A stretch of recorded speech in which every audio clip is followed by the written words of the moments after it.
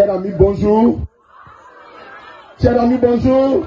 Avec le dernier recensement, nous sommes à 8 millions d'habitants sur le territoire.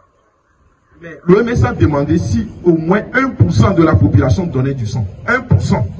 Donc ce qui veut dire que jusque-là, on n'a pas encore trouvé 80 000 poches de sang sur le territoire national. On se déplace d'ici pour aller à Doumassessé, soit disant qu'on cherche des poches de sang.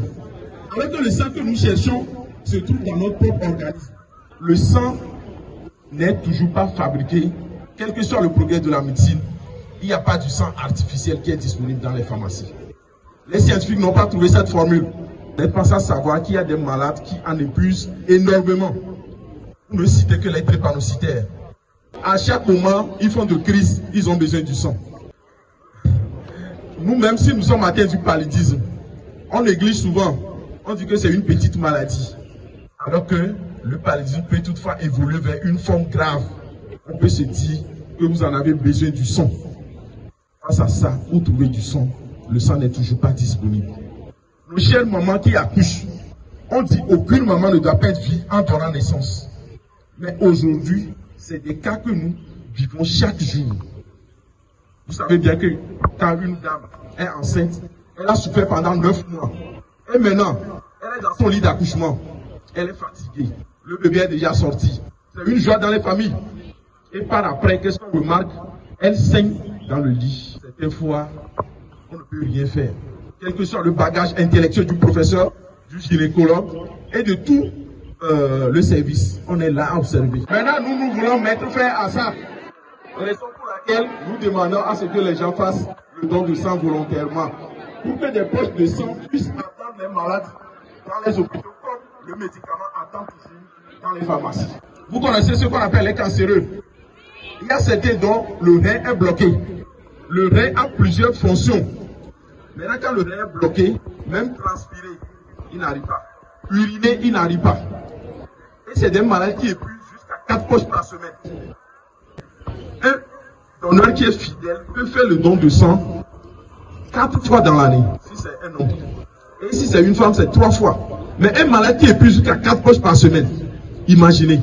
Nous profitons sincèrement vous dire merci parce que vous nous donnez du sang et on sauve les malades. Maintenant, face à ça, qui peut faire un don de sang? C'est tout le monde, bien content. Mais néanmoins, il y a des conditions. Vous devez avoir au moins 18 ans. Vous devez peser au moins 50 kg. Et vous devez être aussi en bonne santé. On ne force personne à faire le don de sang. C'est un acte volontaire. Si vous remplissez les conditions, ça ne nous suffit pas. Il y a certains qui ont des maladies dans leur famille. Des maladies héréditaires, au moins de l'asthme, la drépanocytose. Nos camarades filles qui seront en menstruation demain matin, elles ne peuvent pas faire un don de sang. Il y a un risque infectieux, ce sont des déchets que vous éliminez. Donc, maintenant, contrairement à ce que les gens racontent en ville, comment vous videz de votre sang, c'est faux. On ne prélève même pas 2 litres, ni 1 litre, ni 2 litres, non. On prélève juste une quantité qui représente le 13e du volume sanguin. Donc, ce qui veut dire que l'organisme supporte ça, parce qu'il y a toujours un surpoids de globules rouges.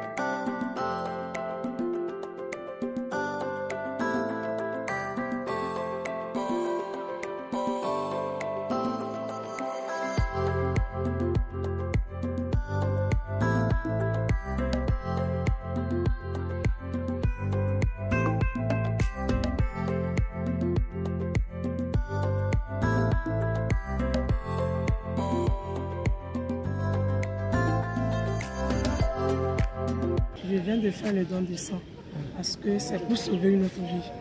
En cas de maladie, une femme qui va accoucher a besoin de sang.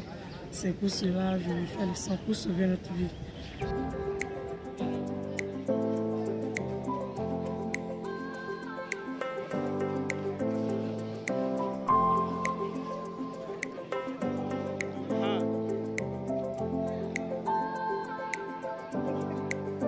L'année passée, c'était pour que nous donnions de nos sangs.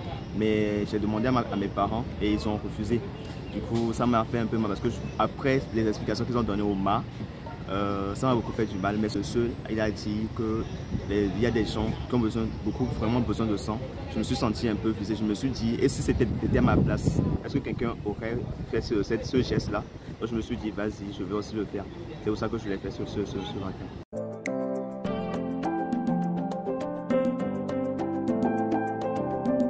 Dans le sang, j'ai vu que sauver une vie, c'est la chose la plus importante, quoi. Mais en fait, c'est ma première fois de donner le sang. Si je l'ai donné aussi, c'est parce que j'avais un grand frère qui a eu un accident. Il avait eu un accident, il avait le problème de sang.